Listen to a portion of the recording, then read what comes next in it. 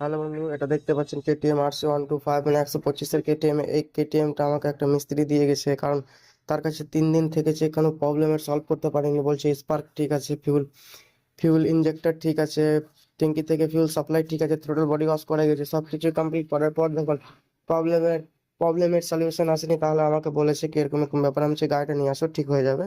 তো গাড়িটা এখন যে সবকিছু আমি চেক করলাম, নতুন হলে সবকিছু ঠিক আছে, ওবিডি কানেক্ট করে চেক করা গেছে, সবকিছু ঠিক আছে। আর যেগুলো ইরেজ কোডগুলো ছিল ওগুলো তো ইরেজ করা গিয়েছে। প্লাস এখন যেটা প্রবলেম বুঝে যাচ্ছে কি, ইঞ্জিনের কম্প্রেসার, মানে ইঞ্জিনে যেটা কম্প্রেসার থাকে এটা ঠিকঠাক থাকে না। তো বাই চান্স যদি এরকম প্রবলেম, আমি আজকের দিনটা চেক করবো, যদি এরকম প্রবলেম হয় তাহলে ইঞ্জিন খুলতে হবে। ওটার জন্য তোমাদেরকে একটা ভিডিও বানানো, কি কেটিএম 125-এ বেশিরভাগ প্রবলেমটা আসে সকালবেলা স্টার্টের প্রবলেম আর মাইলেজের প্রবলেম।